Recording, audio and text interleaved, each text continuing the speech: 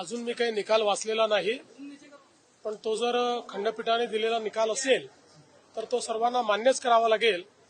पण आता जवळपास गेले 25-30 वर्ष किंवा त्याहीपेक्षा जास्त मी स्थानिक स्वराज्य संस्थांच्या निवडणुका पाहतोय, पण असं पहिल्यांदा घडतंय की घोषित केलेल्या निवडणुका पुढे चाललेल्या आहेत, त्याचे निकाल पुढे चाललेले आहेत। मला असं वाटतं की एकूणच ही जी काही सगळी पद्धती आहे ही पद्धती काही फार योग्य वाटत नाही। अर्थात खंडपीठ स्वायत्त आहे, त्यांनी निकाल दिला तो सगळ्यांना मान्य करावा लागेल। इलेक्शन कमिशनही स्वायत्त आहे, पण यातनं जे उमेदवार आहेत, जे मेहनत करतात, इतके दिवस प्रचार करतात, त्या सगळ्यांना एक प्रकारे त्याचा भ्रमनिरास होतो आणि सिस्टीमच्या फेलियरमुळे त्यांची काही चूक नसताना त्या ठिकाणी अशा पद्धतीनं या सगळ्या गोष्टी होणं काही योग्य नाहीये।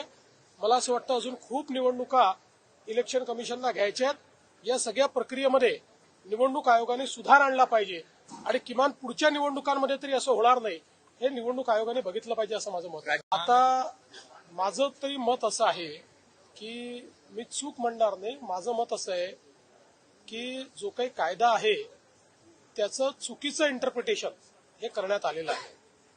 म्हणजे निवडणूक आयोगाचे वकील कोण आहेत मला माहित नाही, विथ ऑल ड्यू रिस्पेक्ट अतिशय चुकीचं इंटरप्रिटेशन केलेलं आहे। कारण इतके वर्ष या निवडणुका आम्ही लढवतो आहोत, त्याचे नियम आम्ही बघितलेले आहेत, मीही अनेक वकिलांची त्याचा सल्लामसलत केलेली आहे। माझं मत आहे की हे चुकीचं इंटरप्रिटेशन आहे आणि त्यातनं ही निवडणुकीची सगळी प्रक्रिया, कारण मी पुन्हा एकदा सांगतो की ज्या ठिकाणी सगळ्या गोष्टी फॉलो झालेल्या आहेत अशा ठिकाणी कोणीतरी कोर्टात गेलं आणि कोर्टाने त्याला दिलासाही दिला नाही तरी तो केवळ कोर्टात गेला म्हणून त्या ठिकाणी निवडणुका पुढे नेणं हे कुठल्याच तत्वात बसत नाही।